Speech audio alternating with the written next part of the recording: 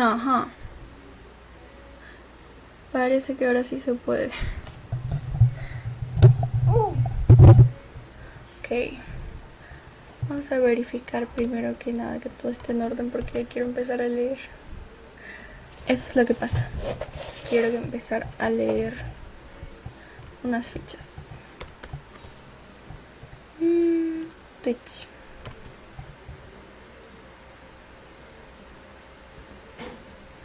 Quiero empezar a leer estas fichas.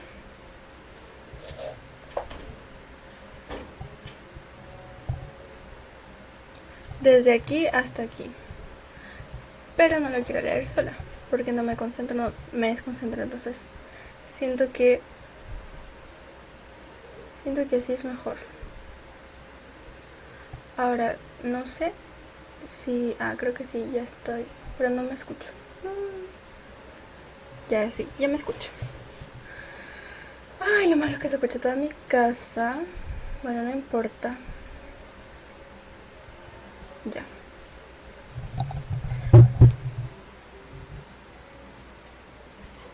Lo que quiero es leer esta ficha hasta todas estas.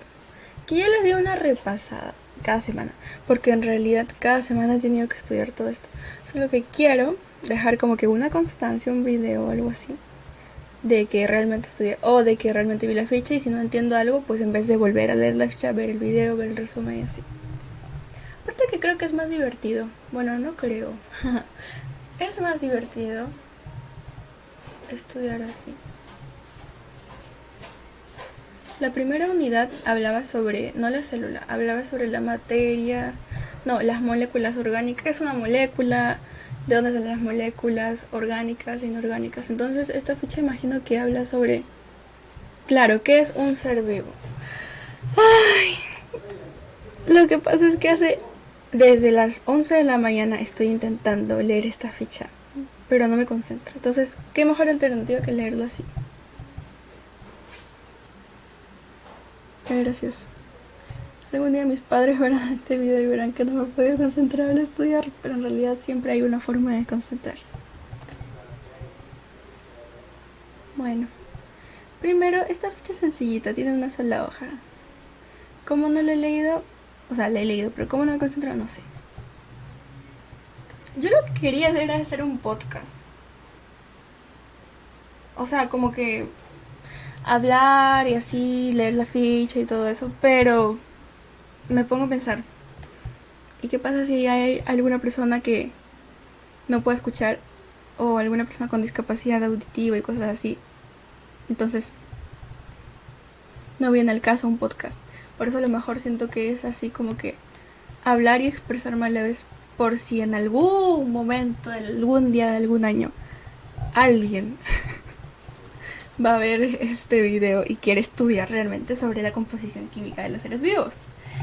Esta ficha la compartió una licenciada en biología que aprecio mucho y de la cual he aprendido un montón de cosas sobre este curso, esta rama de la biología creo que es. Entonces quiero repasarla, no solo por hacer mérito a ella, sino para también yo repasar todos sus conocimientos y estar 10 de 10 preparadísima para el examen. Creo que eso es lo que, más que nada, la razón por la que hago esto. Sí, porque no me concentro en estudiar solita. Bueno, ahora, ¿qué más tengo que decir sobre esta ficha? Claramente no es de mi autoría, porque aquí está la página donde se puede encontrar. Y esta sería la unidad 1. Organización y composición de los seres vivos. Composición de los seres vivos. Los elementos que forman la materia viva se denominan bioelementos, o sea, bio-vida, elementos, pues, elementos. Todo esto forma la materia viva. Entonces la materia muerta, ¿qué sería? Antibioelemento. Han sido seleccionados a lo largo de la evolución por sus características especiales. Claro, se les ha separado de los vivos y de los no vivos. No son los más abundantes en la corteza terrestre ni en la troposfera, pero son los idóneos para formar las biomoléculas. Claro, hay seres que no están vivos, pero sí son seres, o sea, son elementos. Bueno, eso ya va al al juicio propio. Ay, por aquí me olvidé de mutearme para no molestar por allí en otro canal. Listo. Ahora sí. Ok, entonces esta ficha es más que nada educativa y la vamos a leer para hacernos una idea de un repaso. Tú respondes, dice, ¿cuáles son los 4 bioelementos que, sumados a sus porcentajes, constituyen más del 95% de la materia viva? Pues estos son los bioelementos primarios. Sí, porque hay primarios, secundarios y oligoelementos, que no es que sean elementos terciarios, pero también son secundarios, pero son en muy poca cantidad, que se encuentran en los elementos, pero en más chiquititas cantidades, o eso tengo entendido yo. Sí, eso es así, me parece. Vamos a revisar ahora. 2.1. Los bioelementos. Según su abundancia en los seres vivos, los bioelementos se clasifican en bioelementos primarios, secundarios y oligoelementos. Claro. Eso no lo había leído por ahora, por si acaso. Ahí estaba en la ficha, pero lo había intentado recordar. Ay. Lo malo es que no sé que también se me está escuchando, porque yo solamente estoy hablando y hablando y ni sé si me escucha alto o bajo. Bueno, no importa. Bioelementos primarios. Se incluyen en este grupo C, que es carbono, H, hidrógeno, oxígeno y nitrógeno, que conjuntamente forman más del 95% de la materia viva. Vivo, o sea, yo, tú, él, ellos, los perritos. Tenemos en nuestro cuerpo el 95% o más del 95% es carbono, hidrógeno, oxígeno y nitrógeno. Qué loco, ¿no? Yo creía que era una persona, pero no, soy más que una persona. Soy carbono, soy oxígeno, etc. Bueno, sigamos. Conforman más del 95% de la materia viva y algunos autores incluyen que el fósforo y el azufre, que es fósforo P y azufre S, en los secundarios. Ok. Entonces no están... Bueno, algunos autores tienen este debate, ¿no? Que si el fósforo y el azufre, ¿qué es? ¿Elementos primarios o secundarios? Bueno, yo solo sé que el chomps, o sea, estos, CHONPS, son elementos primarios. Pero bueno, si hay que hacer alguna tesis o algo, ahí sustentamos. Yo digo que estos son primarios porque, y basada en qué autor y así. O yo digo que son secundarios el fósforo y el azufre por tal razón. Siempre hay que sustentar. ¿Qué más? ¿Qué dice este cuadradito? Ay, no hemos visto esto de aquí. Este gráfico de barras. O gráfico de pilares, algo así. Elementos más abundantes de la corteza terrestre. El oxígeno. Le sigue del... ¿Qué es esto? ¿Silicio? ¿SI? ¿Silicio? A ver. SI. Elemento. ¿Qué es? Sí, silicio.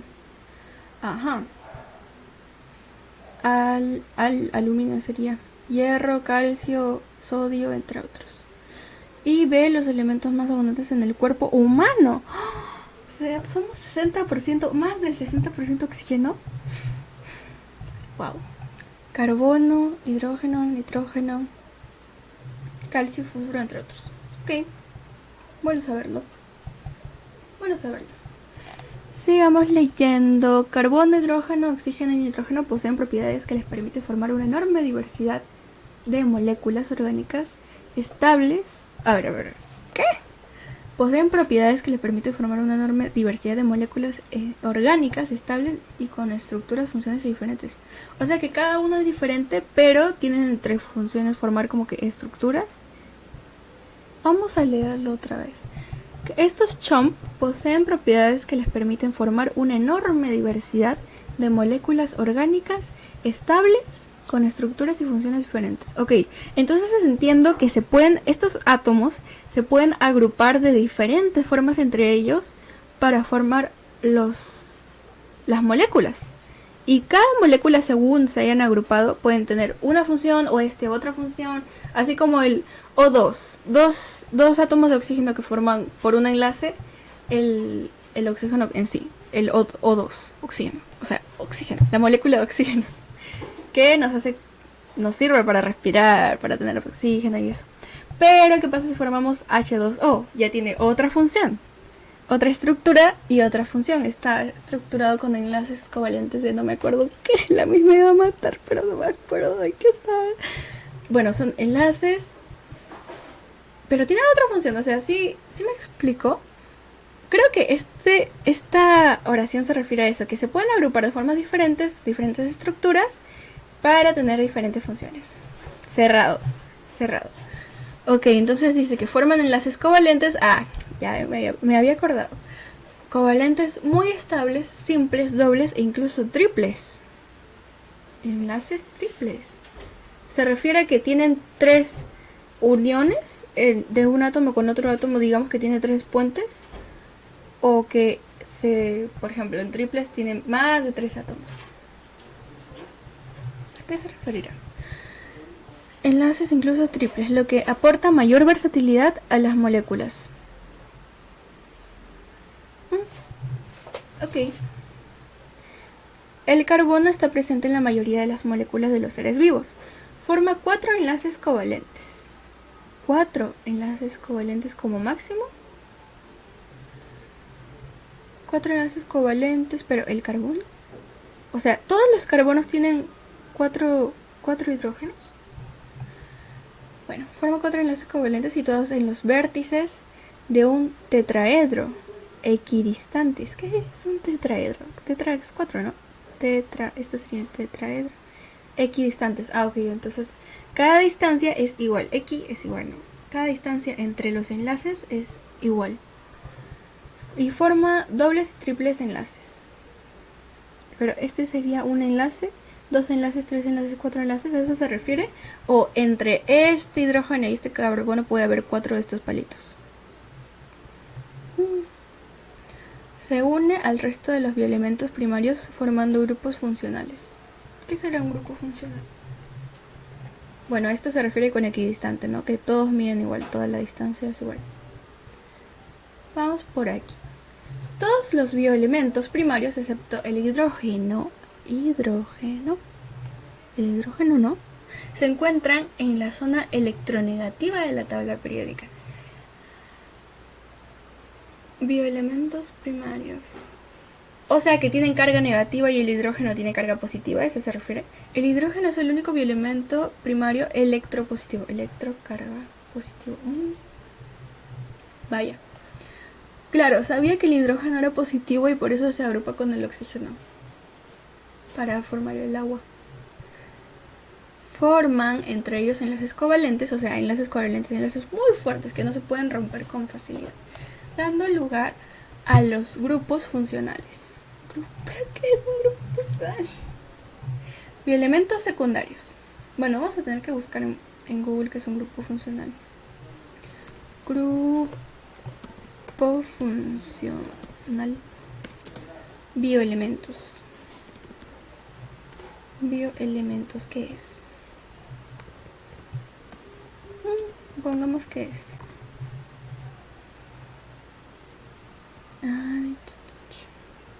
Bueno, yo imagino que el grupo funcional se refiere a que forman una molécula, o sea, una biomolécula, porque estamos hablando de los seres vivos, o no, todavía no.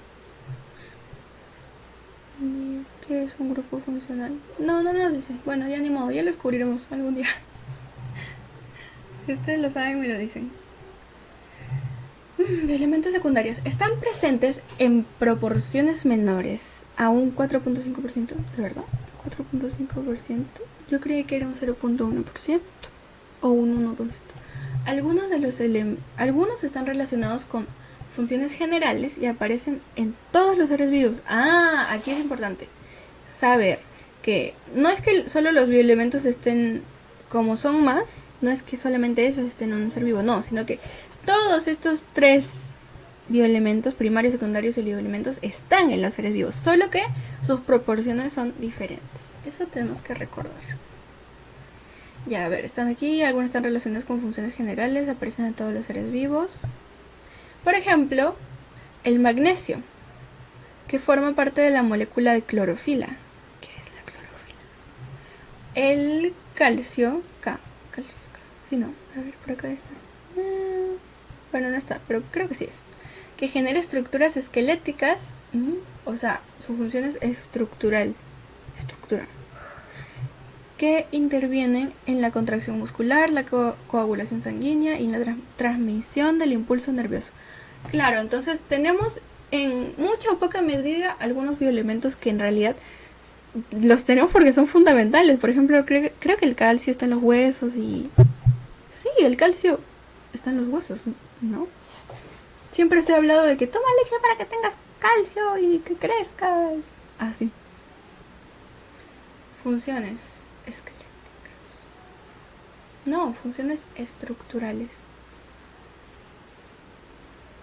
Es curioso pensar que algunos elementos lo tenemos en más o menos cantidad, pero que si no los tuviéramos, no seríamos lo que somos ahora. O si tuviéramos un 0,111 menos, igual no sería igual nuestro cuerpo. O sea, es como que todo es perfecto. O es perfectamente imperfecto. Ya bueno, me rayo. Me voy a pensar en los aliens ahora mismo en vez de seguir aquí concentrada. Bueno, a ver, genera estructuras, coagulación. Y el sodio y el potasio son necesarios para la conducción nerviosa y la contracción muscular. O sea que cada vez que nos da un calambre es porque nos falta sodio, calcio, potasio, etc. Y magnesio. Comer plátano. Ay, qué pena que ya se acabó la ficha. Pero qué rápido. Así se puede estudiar. Así se me concentra a estudiar. Cuando me imagino que estoy enseñando, que estoy repasando con alguien, pero yo estoy solita, pero no importa. Cuando estoy acompañada sí puedo estudiar. Genial, ¿no? Oligoelementos. Están presentes en cantidades inferiores al 0,1%. Algunos son imprescindibles y otros varían según el tipo de organismo. Es decir, que estos puede que no estén o puede que sí estén, pero que sí están. Varían, pero sí están. Son, por ejemplo, el manganesio, hierro, cobalto, esto es cobre y zinc, o zinc. Porque aquí dice O. No dice, a diferencia de aquí que dice I, o sea que sí o sí están, aquí dice O. Entonces, puede que estén en nuestro cuerpo como seres vivos o puede que no.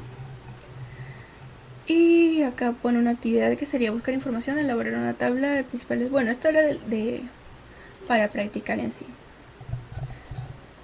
Principales oligoelementos. Aquí están en realidad funciones que desempeñan. Por ejemplo, el hierro. Una función que desempeña el hierro es que se transporta por nuestra sangre. Es increíble porque gracias al hierro nosotros es que podemos llevar el oxígeno a través de nuestra sangre. Porque en realidad el hierro se forma o se adhiere a una proteína y forman la hemoglobina. ¿O cómo era? Sí. Y esta hemoglobina es la que...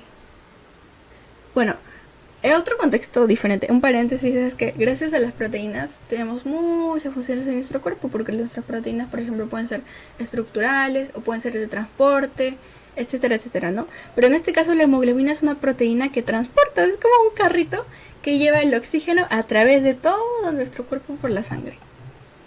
Y tengo entendido que el hierro participa muy, muy fundamentalmente en ese caso, porque es al hierro al que el oxígeno se adhiere, o sea, como que se pega como un imán.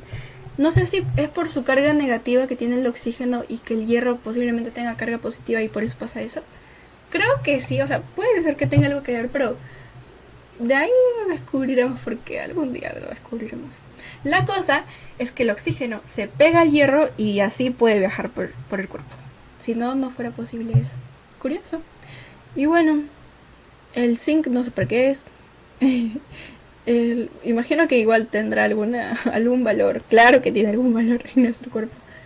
El cobre. Sé que el cobre sirve para... Por ejemplo, cuando nosotros queremos detectar la presencia de proteínas en alguna sustancia, en cualquier cosa en la leche, por ejemplo, hay un reactivo que me parece que se llama Biuret. Sí, creo que es el Biuret que se pinta como que de morado. Entonces tú le echas Biuret a la sustancia y esto tiene cobre, que no me acuerdo cómo era, fosfato cúprico, no me acuerdo cómo era su nombre así como que científico, pero este cobre va a buscar los enlaces peptídicos que tienen las proteínas, porque una proteína sí o sí siempre tiene enlaces peptídicos. Entonces, no es que este Buret reactivo detecta tal cual la proteína, no, sino que detecta sus enlaces, entonces nosotros deducimos que como tiene enlaces, tiene una proteína. Como decir, ya, ahí vemos un brazo humano. ¿Por qué? Porque ese brazo humano obviamente tiene una persona humana. Algo así, entiendo yo. Y así con los otros elementos, creo que no es necesario buscar información, ¿o sí? Bueno, con este repaso ya es más que suficiente, porque hay gente que ni repasa. Entonces con este repaso estamos bien. ¿Qué más dice por aquí? Recuerda, los átomos se unen para formar moléculas por medio de 3 tipos de enlaces: iónicos, covalentes y metálicos. Ya solo conocía los covalentes. Bueno, los más frecuentes y en la materia viva son los covalentes y los iónicos. Gracias por el dato. ¿Los iónicos son muy fuertes como los covalentes o serán diferentes? Ok. Yo acabo de terminar la ficha. A mi manera. Y ahora se supone que tendría que descansar. Pero estoy tan animada que quiero seguir con la ficha número 2 de la semana número 2 de estudiar este curso. Sobre las biologías de la vida. Ok, seguimos en la unidad 1, organización y composición de los seres vivos. Solo que ahora el tema es en sí las biomoléculas.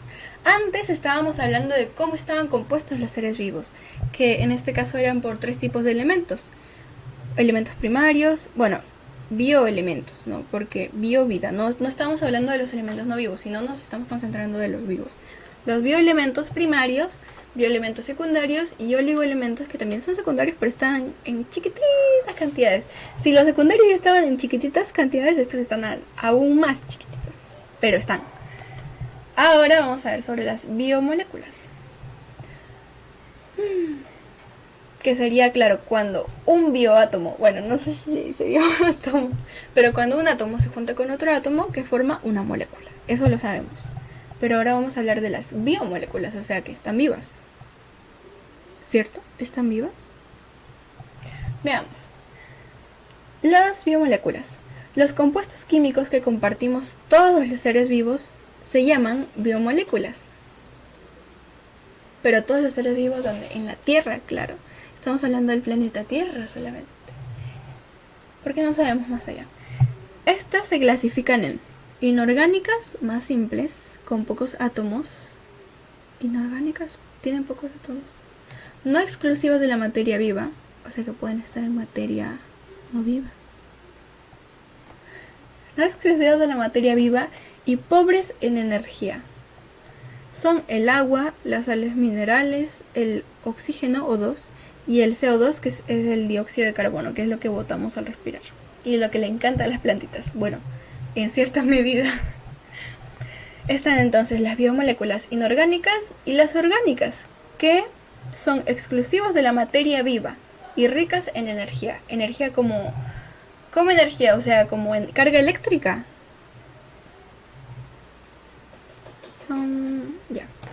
Son los glúcidos, lípidos, proteínas, ácidos nucleicos.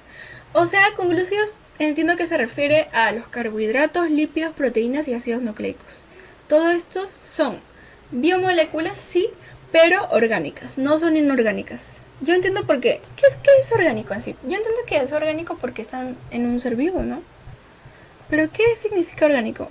Orgánico e inorgánico. Significado.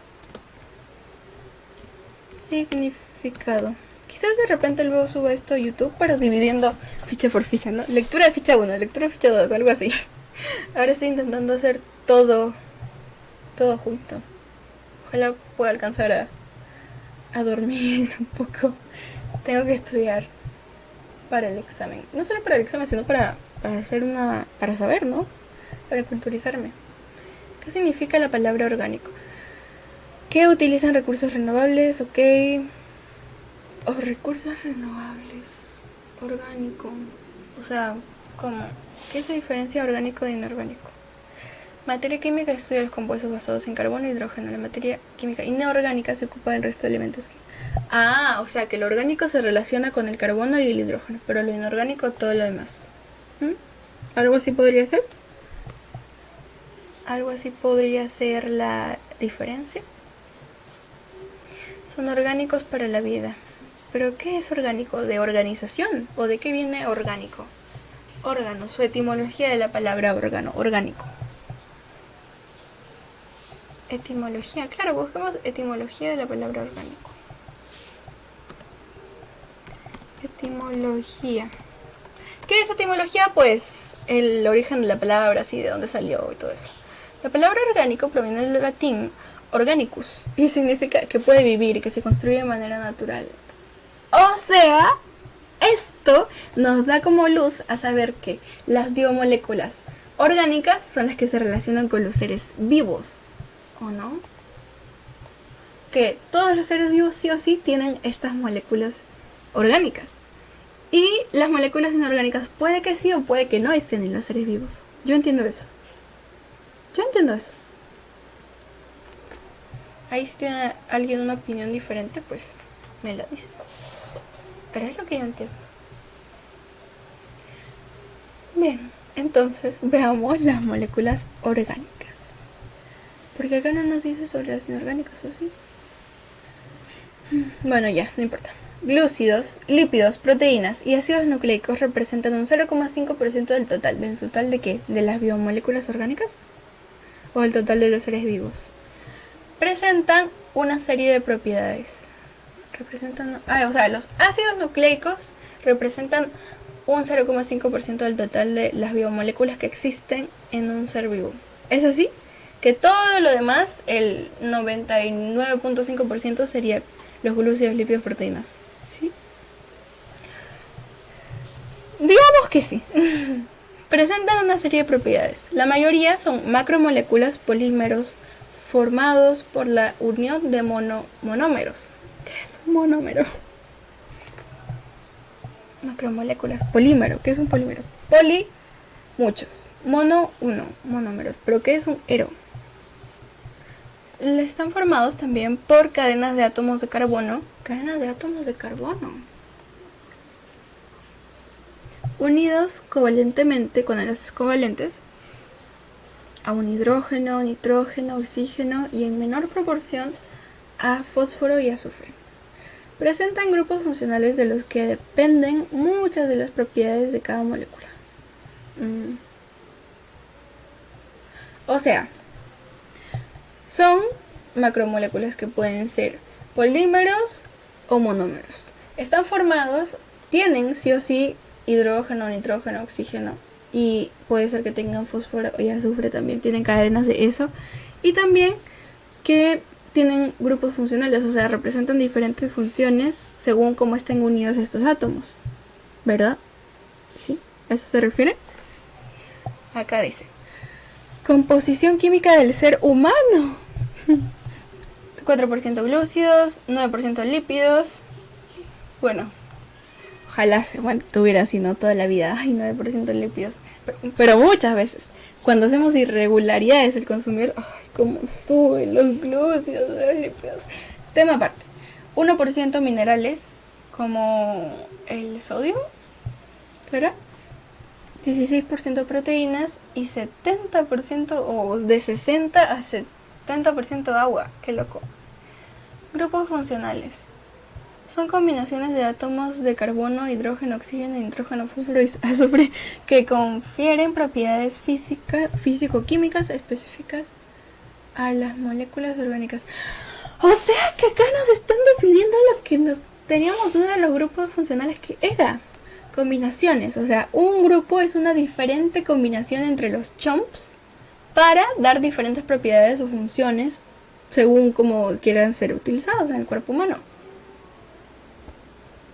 Ok, ahora ya tenemos un panorama más grande. Incluso si volvemos a leer la ficha anterior ya lo podremos entender mejor. Pero eso dejémoslo para... Ay no, ¿qué hice? Lo retrocedí. Eso dejémoslo para quien quiera estudiar otra vez. Es que seré yo En unos minutos más tendré que repasar todo. Bueno, no, la otra semana en realidad. La otra semana volveremos a repasar todo esto ya con otro panorama más amplio. Digamos que vamos a empezar gateando y ya luego gateando con miedo y ya luego corriendo con seguridad. Esa es la idea. Grupos funcionales. Sigamos con los monómeros, que son moléculas pequeñas que se unen con otros monómeros. Uy, un avión. Ya es de noche, what? Los monómeros son moléculas pequeñas que se unen con otros monómeros cientos e incluso miles de veces con el mismo o con varios. Yo imagino que con varios. O entre ellos se vuelven a unir, se unen, se desunen, se vuelven a unir miles de veces. O se unen miles de ellos. ¿A qué se refiere? Cientos, incluso miles de veces para formar macromoléculas. Bueno, si es macro es mucho, micro es poco, entonces macromoléculas son un montón de miles de monómeros. ¿Sí? Para formar macromoléculas denominadas polímeros. Claro, entonces muchos monómeros dicen, hay que juntarnos, y se juntan tantos de miles que ya se hacen polímeros. Sí, es eso. Cada uno de los grupos de biomoléculas orgánicas está constituido por monómeros característicos. Cada uno de los grupos de biomoléculas orgánicas está constituido característicos. Pero, ¿característicos según qué? Un polímero es un conjunto de muchos monómeros. Eso es lo que quiere decir la imagen.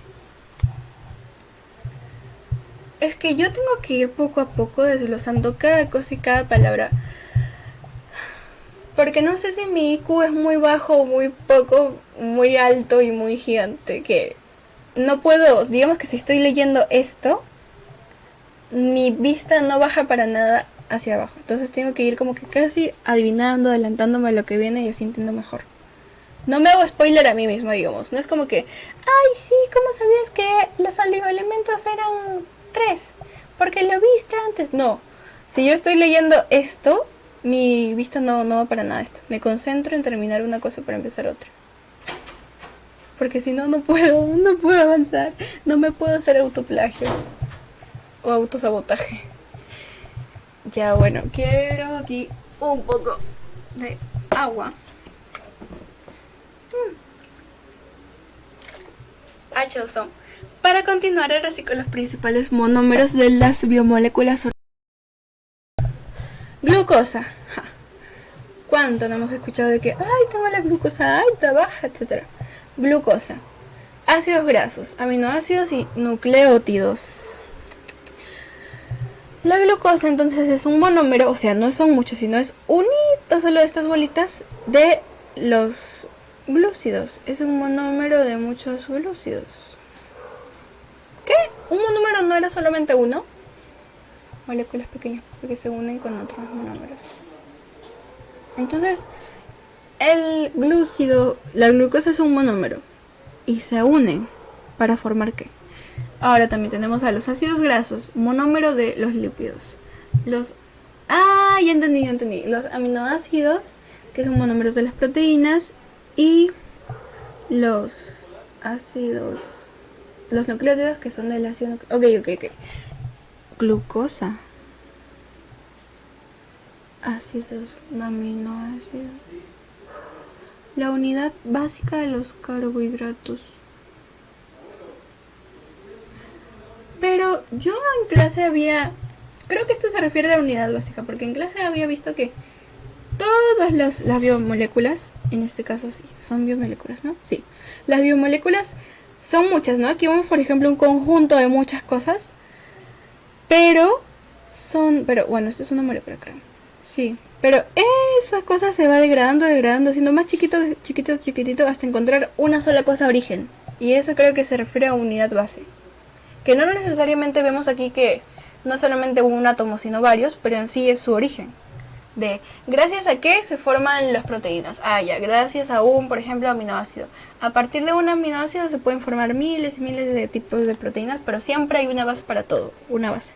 Algo así entendí que era la unidad básica de las moléculas. Pero ¿a qué se refiere entonces con glucosa?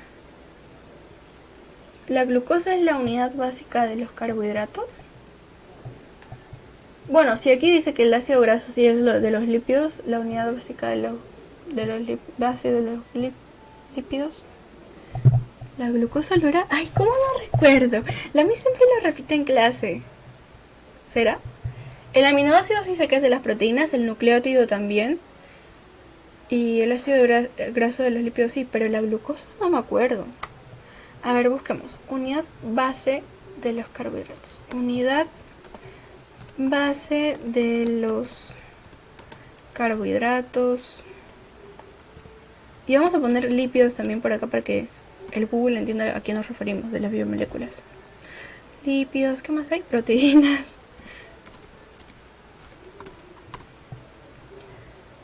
Etcétera. Unidad estructural. Ah, monosacáridos. Ya sabía que me estaba olvidando de algo. Era el monosacárido. Claro, yo sabía que el monosacárido era la unidad base de los carbohidratos, pero que aquí me pongan glucosa, que en realidad sí es un monosacárido, en que me pongan glucosa es otra cosa, porque no solamente está la glucosa, sino también hay otras cosas. O quizás es lo mismo y yo me estoy confundiendo. Creí que no solamente existía la glucosa, sino también creo que está la fructosa. O no, ¿cuál? La sacarosa, no, eso creo que es un conjunto de muchas glucosas. Hay varios monosacáridos, o solamente existe la glucosa, y por eso se la ponen ahí como monómero. ¿Cuál es la unidad básica de las proteínas? Los aminoácidos, sí. ¿Cuál es la unidad básica de los carbohidratos? El monosacárido. Claro, es el monosacárido de azúcar simple. De la glucosa, fructosa y galactosa. Claro, son 3. Pero acá solo nos está poniendo glucosa. Por eso me había confundido, porque yo recordaba que era otra cosa, que no era glucosa, sino el monosacárido. Solo que no me acordaba la palabra. Pero también es galactosa, también es fructosa, según lo que sabíamos. Entonces, ¿quién se confundió? ¿Yo o la ficha? Que alguien, por favor, me explique si la glucosa es la unidad base de todos los carbohidratos. O también puede ser la galactosa de la fructosa. Aquí está mi confusión. Bueno, ya lo resolveremos algún día. Sigamos con esto por ahora. Monómeros, o sea, los principales monómeros se referirá entonces a lo que más se encuentra en cantidad, que es la glucosa. A eso se referirá. Porque dice principales, o sea, es lo que más. De las biomoléculas orgánicas, entonces es la glucosa, bueno, los monosacáridos, el ácido graso, los aminoácidos, respectivamente según las proteínas, lípidos, glúcidos y los nucleótidos, que son la unidad base de los ácidos nucleicos. Y aquí están graficados. No entiendo absolutamente nada. Me van a perdonar todos los que sean biólogos, científicos, pero yo veo esto y no entiendo. Yo imagino en mi mente así lo más humilde posible que esto, cadena de carbonos, están unidas por enlaces covalentes hacia uno hidrógeno, otro hidrógeno, otro hidrógeno, así. Pero no entiendo qué significa estos dos palitos. Esto, ¿qué será? ¿Uno es iónico y otro es covalente o qué? Hacia el OH. ¿Y qué pasa si le quitamos un hidrógeno? Ya no es igual, ¿no? Ya no sería un ácido graso. Y si hay un montón de glucosas juntas, ¿cómo saben que no es una glucosa y no es un ácido graso? Así, ¿cómo pueden diferenciarlo? ¿Lo separan cada uno o qué? ¿Lo dividen? Ah, ya, yo voy a querer que tú seas un ácido graso y yo quiero que tú seas una glucosa. ¿Qué hacen los científicos para saber, para entender estas cosas? ¿Cómo saben que aquí no hay una glucosa? Bueno, ya. Me estoy rayando. ¿Qué dice la actividad? Elabora una tabla que clasifique las siguientes sustancias: bioelementos primarios, bioelementos secundarios, oligoelementos y moléculas. Ah, ok. La S puede ser secundaria o puede ser primario. La K es secundaria. No sé qué significa más. Calcio 2 tampoco sé qué es. H2O sería primario, porque el H y el O están en los primarios. Hierro debe estar en los secundarios o oligoelementos. Yodo también. Bueno, oxígeno en los primarios y CO2 en el primario. Bueno, K también. Calcio, calcio está de los secundarios o incluso de los oligoelementos. Y CO2 está en los primarios, porque recordamos que en los chomps, bueno, no mucho a veces según los autores, en los últimos fósforo y azufre no están en los primarios, pero sí o sí están el carbono y el oxígeno. ¿Y por qué? Argumentando nuestra respuesta, pues porque así lo dice la ciencia. Exacto. Y porque lo hemos visto en las fichas de ahora. Explica 3 características por las que el carbono es la base de la materia viva. ¡Ay! Pues porque está en más del 99 o 95% de la composición de un ser vivo. Eso es uno. El avión. 2. Porque gracias al carbono se forman otras biomoléculas que son como que muy fundamentales para un ser vivo. O sea, no solamente lo encontramos en el carbono solito, sino también agrupado en moléculas. Y 3, porque... A ver, 3 características porque el carbono es la base. Porque si no estuviera la misma cantidad exacta que tenemos de carbono, no seríamos igual a lo que somos ahora. O sea, es como que estructural, estructural y estructural. ¿Sí? Y también forman algunos aminoácidos. De hecho, lo encontramos en todo. En la glucosa, bueno, en los monosacáridos está carbono. Están los ácidos grasos, aminoácidos, nucleótidos. No, bueno, aquí no está. Los nucleótidos. ¿What? Pero lo vemos en la mayoría de cosas. Por eso es importante. Por eso es muy básico. Los nucleótidos no hay carbono. Claro. Bueno. Y otra actividad aquí.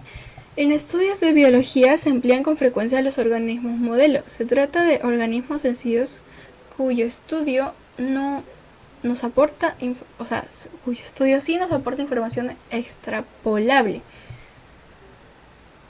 Palabra difícil, extrapolable. ¿Qué es extrapolable? Extrapolar. Extrapolar.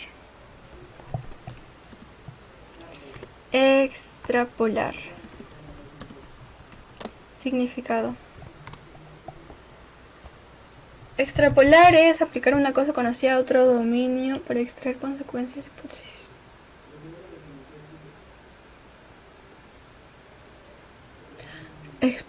Extrapolando los resultados, o sea, como que sacar una cosa de algo para ver cómo reacciona en otro lado, algo así. Entonces, se emplean con frecuencia los organismos móviles. Se trata de organismos sencillos cuyo estudio nos aporta información extrapolable, o sea, información que podemos extraer para averiguar otra cosa, a otros más complejos. ¿Cuál es el elemento del empleo en estos organismos? El elemento del empleo. ¿Qué se refiere? ¿Cuál es el elemento del empleo de estos organismos? Los organismos modelos. ¿Qué son? O sea, ¿cuáles? ¿Se refiere a lo que acabamos de ver, las biomoléculas? ¿Se refiere a que las biomoléculas pueden ser orgánicas, inorgánicas, eso? Y que las orgánicas se dividen en proteínas, carbohidratos o glúcidos. Los lípidos y los ácidos nucleicos, ¿eso? ¿Cuál es el fundamento de empleo? O sea, el fundamento de por qué se emplean, porque pues los estudiamos para saber cómo estamos compuestos los seres vivos, y en qué medidas, en qué cantidades, como los elementos primarios, que están a mucho más cantidad que los secundarios, y los oligoelementos. ¿A qué se referirá? Página 2 de 3. ¡Ay! Es increíble porque yo me pongo a leer y a explicar una cosa sin recordar que luego las otras páginas tienen como 11 a 20 caras para leer. Pero bueno. Dormir. ¿Qué es dormir? ¿Para qué? Yo no necesito dormir. Yo me puedo quedar aquí estudiando toda la noche. Agua. El agua es la molécula más abundante en la mayor parte de los organismos, como nosotros. O sea, más del 60% nuestro cuerpo es agua. Es la más abundante y posee propiedades que la hacen imprescindible para la vida en la Tierra. Es decir, que tiene muchas funciones y que gracias a todas esas funciones es que es muy importante tener agua, porque si no estuviera el agua, no habría tantas cosas como las que hay hoy en día. A eso se refiere con imprescindibles. Estructura, propiedades y funciones biológicas del agua. O sea que estructura y función... No, no, no. Propiedades y funciones no es lo mismo. Entonces, ¿a qué se refiere? Uno o dos, no sé. La fuerte polaridad del enlace covalente del O al H, o bueno, O enlace H, hace que aparezcan regiones electropositivas, que no sé qué es, eso es omega, creo, ese símbolo, no sé. Menos, o sea, negativas. Y regiones electronegativas. ¿Qué? Electropositivas sale menos y electronegativas sale más. ¿Quién fue el científico que inventó esto? ¿Por qué lo hacen todo más difícil? O quizás lo están haciendo todo más fácil al ponernos símbolos que simbolicen cuando uno es positivo, otro es negativo. Quizás sea así. En la molécula se forman dipolos, o sea, polo con carga negativa y polo con carga positiva. Eso se refiere a dipolos, un polo y otro polo, y diferentes. La interacción electrostática origina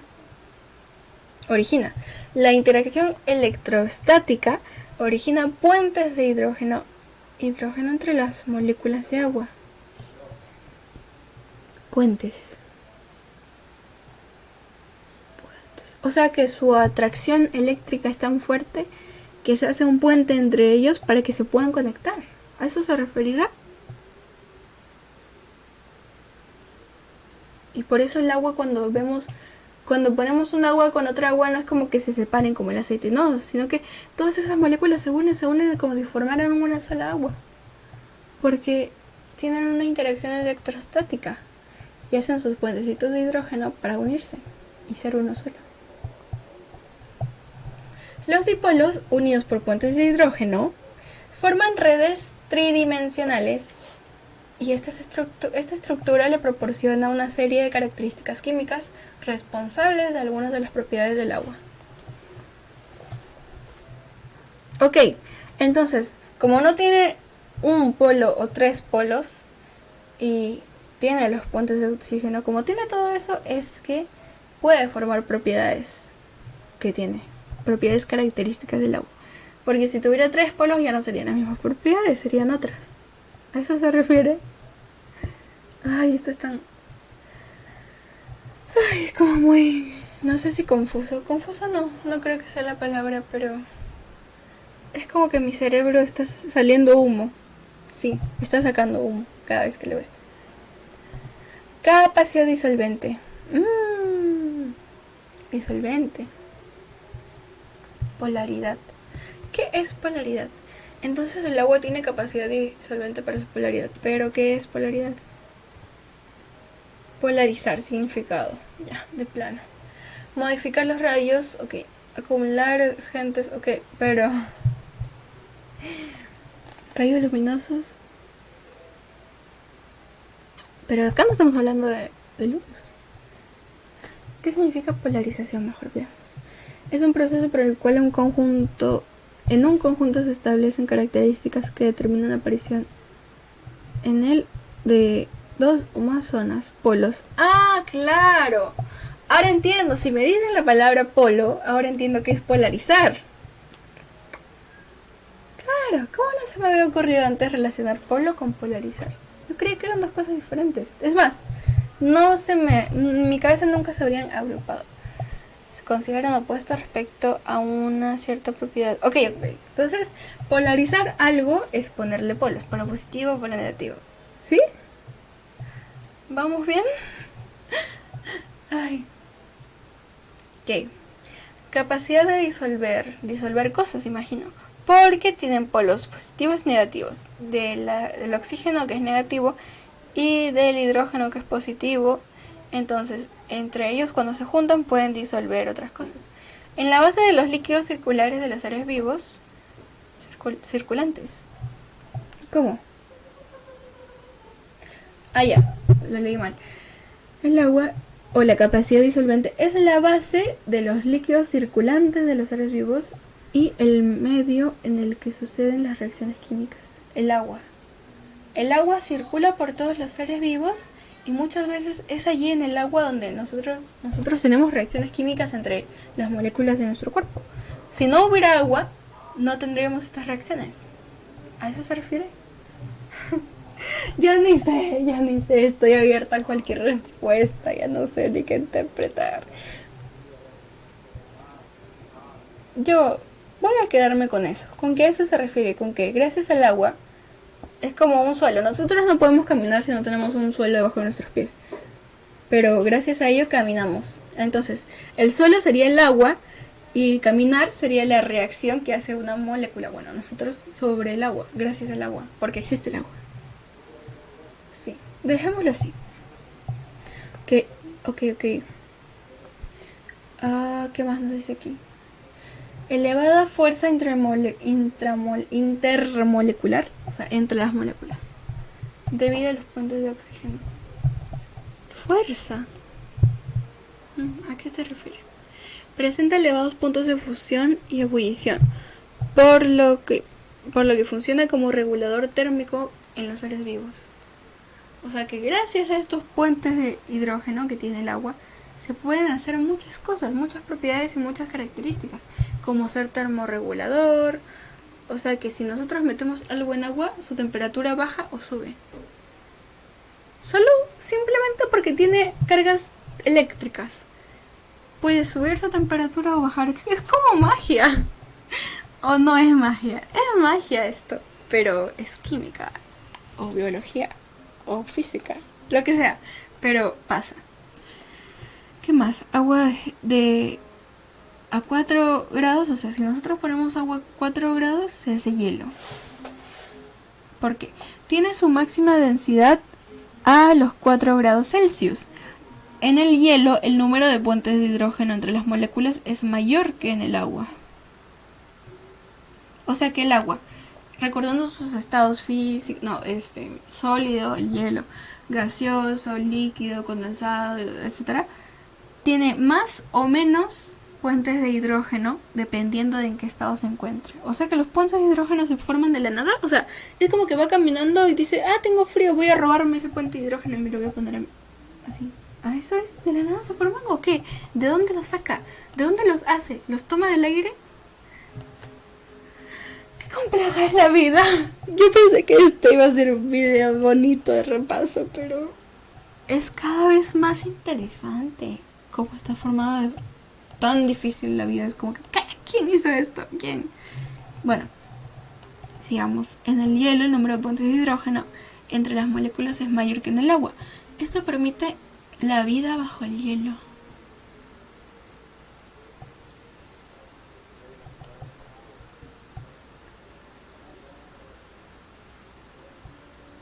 O sea que gracias a esos puentes es que muchos organismos pueden vivir. Claro, porque vemos que hay animales que viven dependiendo de si hay un hábitat o en otro hábitat, o que incluso si los cambian de hábitat se mueren. Entonces es porque químicamente en sus biomoléculas son incompatibles con ese nivel de agua o nivel de otras moléculas que existen en ese hábitat al que lo cambiaron. Claro, o sea, es lógico, es obvio pensar que obvio es porque pasa eso, porque se muere en otro hábitat, pero no sabemos el trasfondo de por qué. Y aquí estamos aprendiendo o estamos intentando analizar y relacionar que es por eso que pasa. Mucha información para mi mente. Y solamente vamos en 2 fichas. Nos falta 5, creo, o 6. Bueno, ¿qué más dice por aquí en el zancudo? Existe una fuerte cohesión entre las moléculas, proporcionando al agua capilaridad,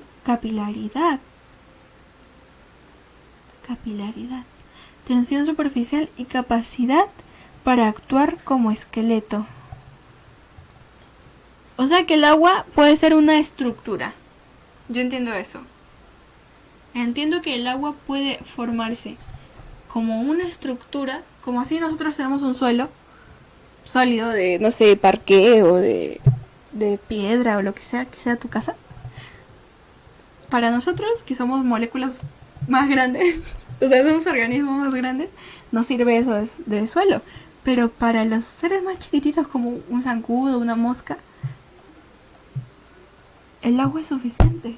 ay, el agua es suficiente como suelo, porque están más cerca de las moléculas y estas se juntan. Estas moléculas se juntan y así forman un suelo más estable para ellos. ¿Qué? O sea que nosotros no flotamos, porque a veces sí flotamos, pero no del todo, como no podemos caminar sobre el agua porque somos más grandes que los mosquitos. Pero, para concluir esta parte, yo entiendo entonces que el agua tiene unas moléculas que se forman de tal tensión que pueden soportar que objetos caminen sobre ella, algo así. Entonces vemos que sus funciones es disolvente,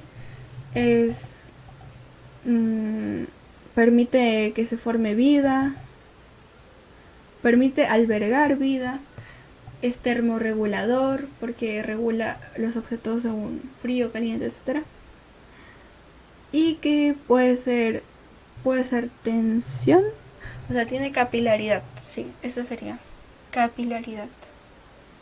Actúa como una estructura. Esas serían sus funciones. Vamos a buscar qué es en sí capilaridad. Capilaridad, definición. Acción o movimiento que puede realizar un líquido normalmente visible en tu tubo. A ver, ¿qué es la capilaridad en el agua? Fenómeno natural que provoca la ascensión del agua dentro de un tubo. Ya, o sea, como que las moléculas se suben y se bajan, se mueven, así como que se tensan. ¿A eso se referirá? ¿A qué se refiere? ¿Qué quiere decir? ¿Qué es la capilaridad? Movimientos. Bueno, se adhiere y se tensa en la superficie de todo su conjunto de agua. En la superficie puede tensarse para que un mosquito pueda caminar por ahí. Creo que eso es la capilaridad.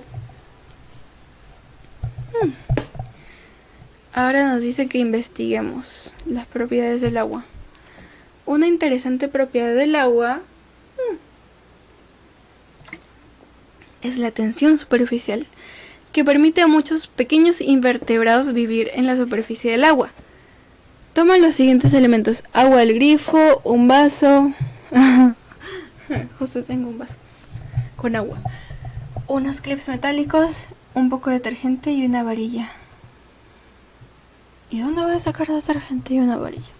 Pone el agua en el vaso y coloca suavemente los clips. A continuación saca los clips, echa un poco de detergente en el vaso con agua y agita la mezcla. Vuelve a colocar nuevamente los clips. ¿Qué ocurrió? Seguramente en el clip con agua sola el clip flota. O sea, en el vaso con agua sola el clip flota y en el otro no flota. Seguramente porque el detergente hizo que se fuera su capilaridad. ¿Qué ha ocurrido? Explica por qué. Bueno, explicamos en qué consiste la tensión superficial, cómo varía a lo largo del experimento. Varía según cómo lo que nosotros cómo lo observamos, con intervención, o sea, experimentando, o sin intervenir, no experimentando. Cambiando la muestra. Y acá nos pone un enlace para seguir investigando. Propiedades del agua. ¿Lo vemos?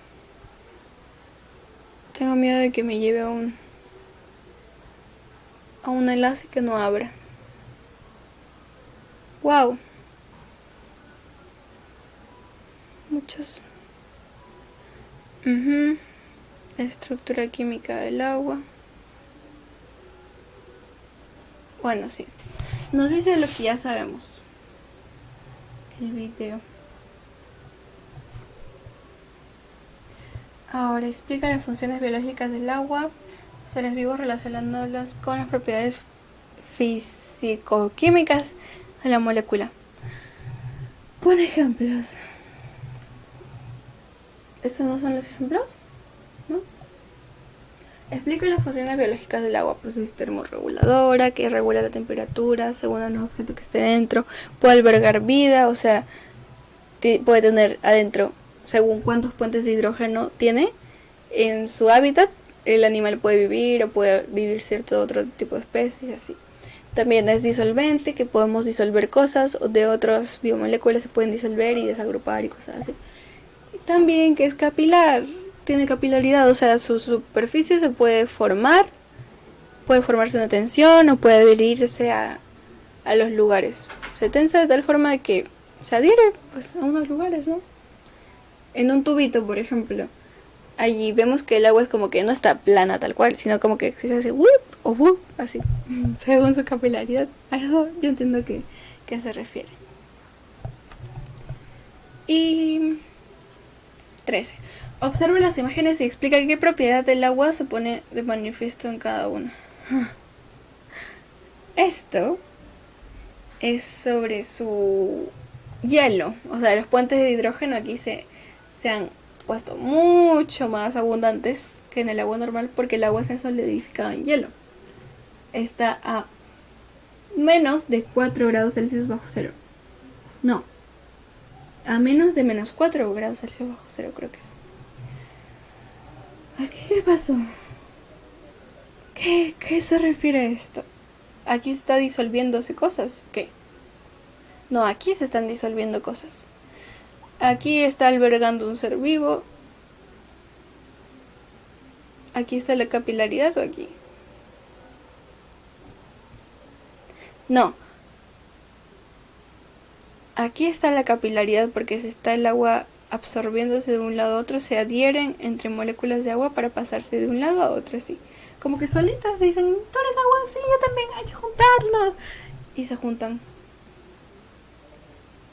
Y aquí me imagino que está la capilaridad. ¿Sí? Ay, Dios, si alguien lo sabe que me lo diga. Punto B. Necesito un descanso, pero más necesito estudiar, así que vamos con el punto B, sales minerales. Las sales minerales son moléculas inorgánicas que podemos encontrar en dos formas en los seres vivos, como sales precipitadas o sólidas, o sea, precipitadas que son sólidas, y como sales ionizadas que forman parte de los líquidos intracelulares y extracelulares, o sea, en la célula adentro y afuera podemos encontrar estas sales ionizadas, o todo también podemos encontrar las precipitadas, no, creo que solo las ionizadas. Los iones más comunes son los aniones. ¿Qué es un anión? Como el cloro, el ¿qué es esto? Fósforo, oxígeno, menos 3, menos 4. El CO3, que no sé qué es y por qué tiene dos rayitas. El HCO menos 3. Y cationes como el sodio. Aniones y cationes. O sea, hay que agruparlos y diferenciarlos. Los iones se dividen en aniones y cationes. Aniones y cationes. Aniones y cationes.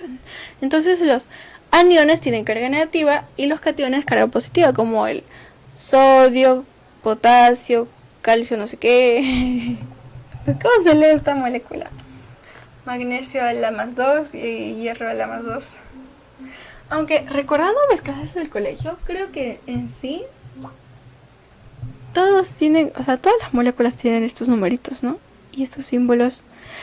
Yo no me acuerdo si era muy buena o muy mala en ese tema, pero me acuerdo sacar 20 a veces, de nota máxima 20. O también me sacaba ceros, así ceros. En este mismo tema era algo así como que muy difícil. Bueno. Funciones biológicas de las sales minerales. Sales sólidas, o sea, las precipitadas.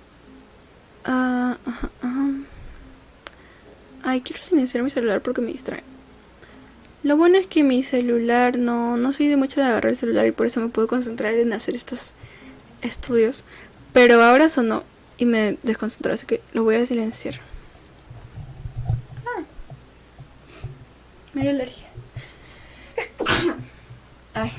Perdón. No le nada estornudo. Funciones biológicas de las sales minerales. Las sales sólidas tienen una función estructural de protección. O sea, como, claro, como son sólidas, son fuertes. Se unen así tanto, se unen sus moléculas así tan unidas que llegan a ser al tacto duras. Así. Entonces, estas sales sólidas pueden ayudar a formar caparazones de los crustáceos y moluscos. De carbonato cálcico. Quizás a eso se refiere con esto. Carbonato cálcico.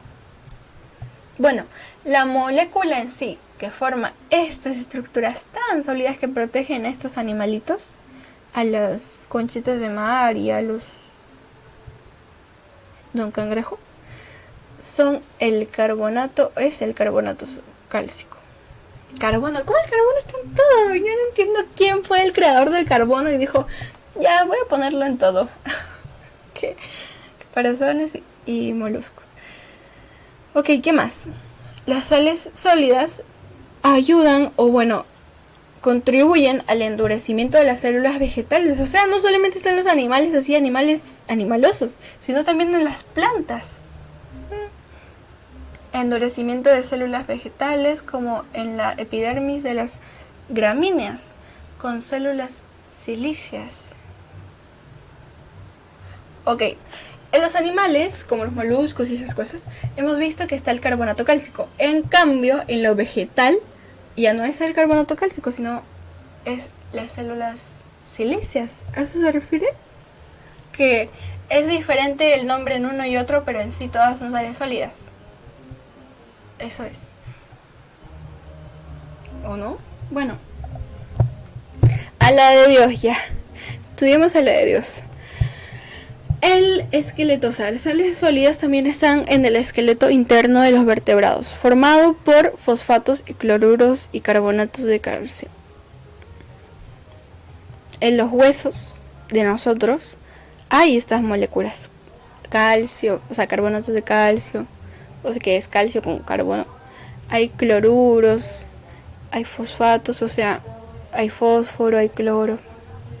Y gracias a eso es que estamos vivos aquí. O sea, que no nos somos como una mazamorra o una mal agua que está así toda descuajeringada. No, sino que nosotros somos así como que tenemos una estructura y gracias a estas moléculas es increíble cómo están formados los seres vivos. Es tan complejo. Wow. Bueno, hay que investigar. La composición de los huesos. El esqueleto de los vertebrados está formado en su mayor parte por las sales precipitadas, o sea, las sales sólidas, sales de calcio, caco 3. Toma los siguientes elementos: huesos de pollo limpios. Yo no voy a agarrar eso. Vinagre de vino y agua fría. ¿O sí? ¿Qué vamos a hacer? ¿Un asado o qué? Huesos. Agua fría. Pon los huesos en un recipiente lleno de vinagre y déjalos durante 5 días. Para que se llene de moscas. Pasado el tiempo, sácalos y lávalos con agua fría. ¿Qué ha ocurrido? ¿Cómo actúa el vinagre? Seguramente los consumió totalmente. ¿Dónde están las sales ahora? Hay que explicar. ¿Buscamos o sería muy gráfico poner en internet huesos? Háganlo en sus casas y me cuentan qué pasó. Las sales minerales ionizadas tienen una función homeostática, responsable de controlar el pH. pH. ¿Qué es pH? O sea, H es hidrógeno, ¿no? Los puentes de hidrógeno, ¿no? Sí, debe ser eso. El pH y regular la presión osmótica del medio. Presión osmótica. Ay, me acuerdo que la profesora lo dijo, pero no me acuerdo a qué se refiere.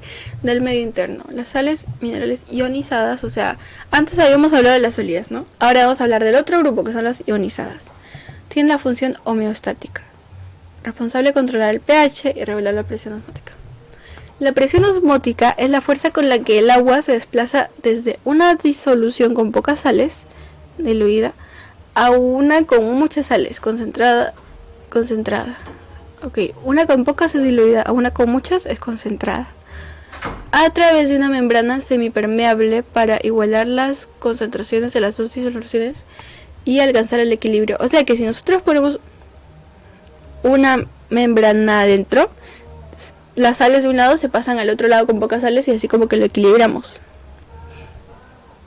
Para presión osmótica es la fuerza con la que el agua se desplaza desde una disolución con pocas sales diluidas a una con muchas sales concentradas a través de una membrana. Claro, entonces el agua solita es como que tiene vida propia, mente propia, y dice, ya, yo me voy a igualar, me voy a equilibrar, me voy a ir de un lado a otro.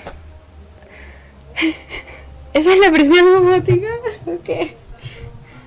La concentración de una disolución con respecto a otra puede ser hipotónica, isotónica o hipertónica. Hipo, iso, hiper. Yo me imagino que hipo, bajo. Iso, neutral. O moderada, así como que ya, iso pues regulada. O hiper, mucho tónica. Hipertónica. Membranas a Barber, en este caso sería esta, la solución hipertónica con muchas sales. La solución hipotónica se convierte en la solución isotónica. Claro, aquí, en vez de pasarse las sales al otro lado, no. Lo que hace el agua es que solita dice, no, yo me tengo que equilibrar. Si acá hay muchas sales y poca agua, yo me tengo que ir al otro lado para hacer tal cantidad de agua que sea equilibrado. Quizás no es equilibrado en cantidad, porque aquí hay más agua y aquí menos agua, pero sí está equilibrado en sales minerales, porque aquí hay muchas sales acorde a cuánta agua, o sea, la cantidad de agua. Y parece no equilibrado, pero en realidad sí lo está.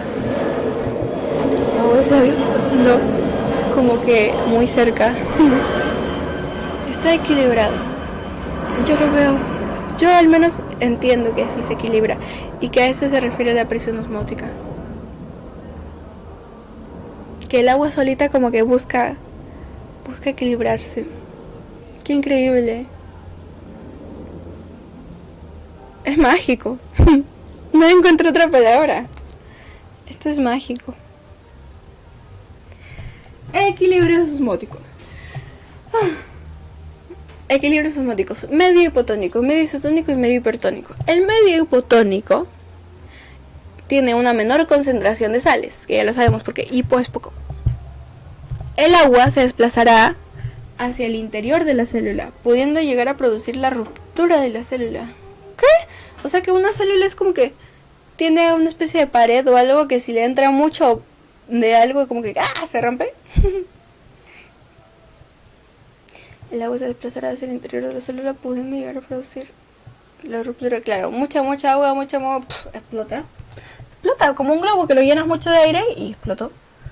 Medio isotónico.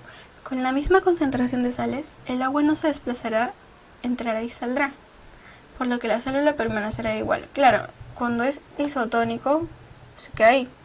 No hay nada que cambiar, todo está equilibrado, entonces ¿para qué va a entrar o va a salir el agua? Y medio hipertónico. Uy, pobrecita, esta célula no estaba deshidratada. Pobrecita.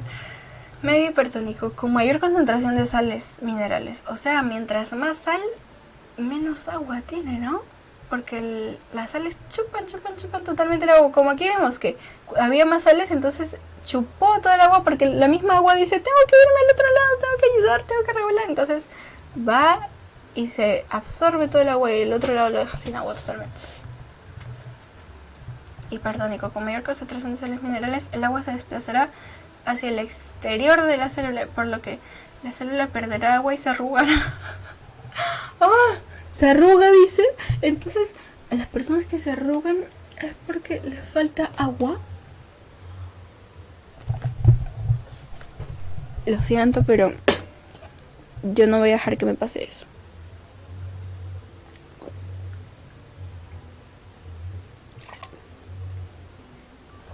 O sea, no. Lo que quiere decir esto, traducido en nuestro día a día, así como que vida diaria.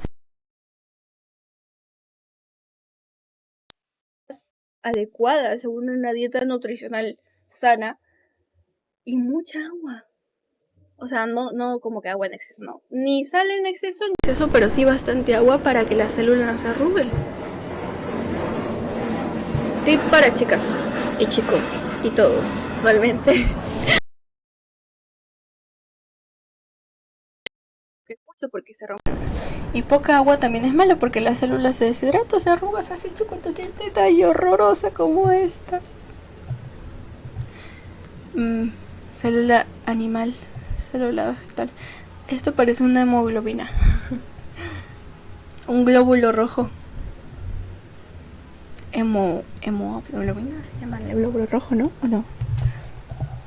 No, creo que tiene hemoglobina y se llama hemo algo. Bueno, ¿qué nos dice de actividad?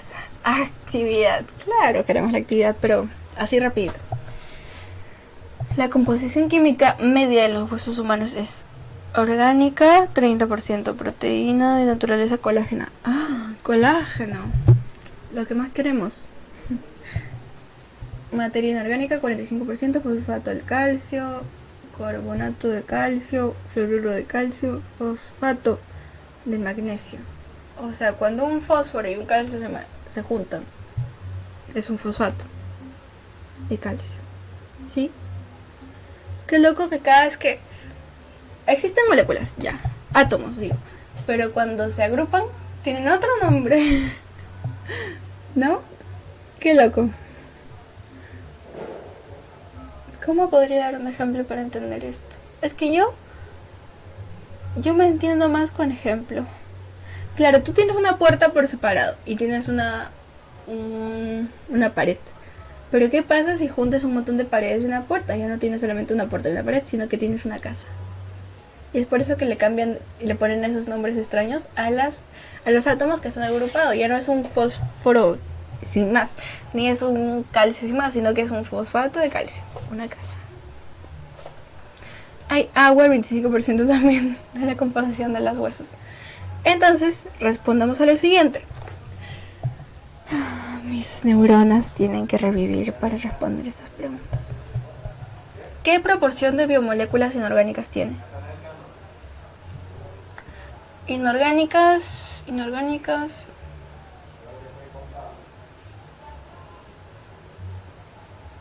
Bueno, esto sería lo inorgánico, ¿no? Porque la proteína es orgánica.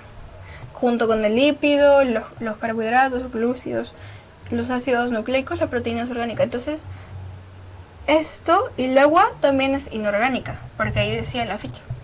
Entonces tiene de inorgánico un 45%. ¿Sí? ¿Sí o no? ¿De qué tipo son? ¿Cuáles son sus funciones? Son inorgánicas de tipo sales. ¿Cuáles son las inorgánicas?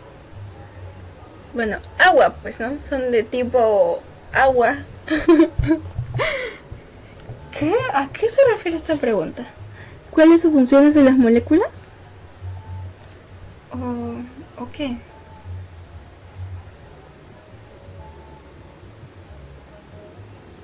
Ah, se refiere a agua, sales minerales y eso. ¿Esos son los tipos? Y sus funciones pues son termorreguladores o también son estructurales, como por ejemplo las sales, algunas sales sólidas vimos que forman estructuras de los caparazoncitos y así, o el agua que es disolvente, que también tiene las propiedades osmótica, que se regula según en qué lugar hay menos o más sales minerales, el agua se va a equilibrar eso. ¿A eso se refiere? ¿Qué proporción de biomoléculas orgánicas tiene? Biomoléculas sería... Orgánicas sería la proteína, 30%. ¿Y de qué tipo es? Proteína pues es un estructural, tiene aminoácidos. ¿Cuál podría ser su función? Estructural. También de transporte, de... Es que la misma me va a matar si ve este video. Va a decir, pero ya me deja tantas cosas.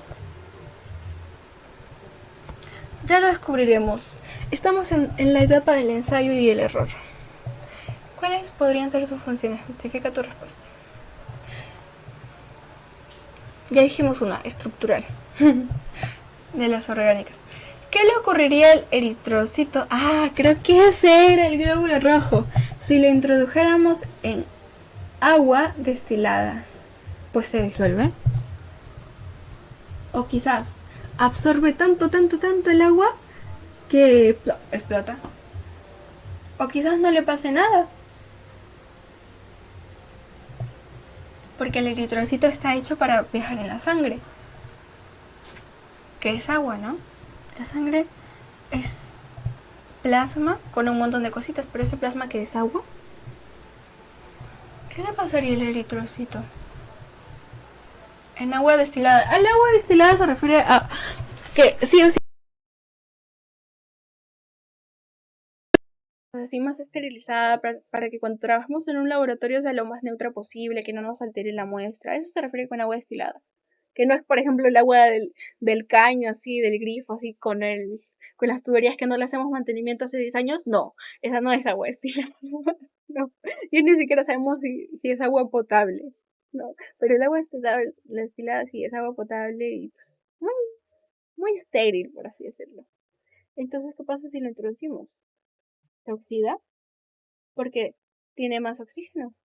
¿Y las sales minerales pierde sus sales? No, no pierde porque está dentro, chavo. Bueno, pongámosle un paro a esta fecha y digámosle chau, hasta pronto, porque ahora vamos a revisar la otra fecha. Debería descansar un poco para que la nueva información me entre mejor. Pero he estado leyendo, también hemos ido comentando y así como que ha servido el descanso. Sí, creo. Vamos a seguir hasta donde podamos y hasta que ya no podamos más. Y ahora es otro tema. Ficha 3. Glúcidos. ¿Cuál es la continuación de la ficha anterior? Dar el numerito de la página. 11, 2, 13. Claro, 13. Es la continuación. 3. O sea, C. Glúcidos. Los glúcidos son biomoléculas orgánicas muy abundantes en los seres vivos. Su monómero, o sea, su unidad base, es el monosacárido, como dijimos antes. Los bioelementos que contiene que contiene principalmente, claro, o que solamente contiene carbono, hidrógeno y oxígeno. Son esos átomos. Su fórmula en general, eso es lo que yo decía que no entiendo. ¿Cómo hacen para agruparlo? Así como que en esto, por ejemplo, en estas formitas. En el colegio me lo enseñaron, pero no entendí nada, nada, nada. O sea, ¿qué esperaban de una chiquita de 15 años que anda, no sé, pensando y que quiere llegar a su casa a jugar? O que solamente quiere ver tele o Netflix o cosas así. A esa edad no vamos a entender nada. Ojalá nos enseñaran todas estas cosas, no en el colegio, sino ahora que tenemos las ganas de aprender. Pero eso es debate para otro día. Sigamos estudiando.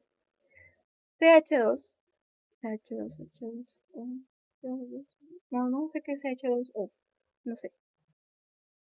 A la sub N y 8 es menor que N, que es mayor o igual a 3. Si alguien sabe leer esto, me lo dice. Grupo funcional. Aldehído cetona. Aldehído cetona. Miren, aquí vamos a un enlace covalente, otro enlace, y este no sé qué es un enlace ionizado o un enlace covalente, no sé qué es, pero hay dos. Y si hay dos significa que es más fuerte que el donde solo hay uno. Okay. R. El R sé que significa radical. O sea que todo este grupo de aquí, este O y esta C y esta H, sí o sí van a estar, pero muchas veces puede cambiar el R, puede ser, no sé, cualquier otro átomo de la tabla periódica, pero no siempre es el mismo. O sea, es como una base, como una plantilla de Canva que tenemos y que simplemente le cambiamos de los colores, le cambiamos todo, pero ahí está la plantilla. Eso sería un grupo. ¿Sí? A eso se refería con un grupo funcional. Una molécula que puede agruparse con diferentes átomos y así forman diferentes seres. O no seres, sino diferentes propiedades y diferentes funciones. Enlace. O enlace glúcido. O enlace glúcido. O un grupo de oxígeno enlazado a un glucosídico. Glucosídico.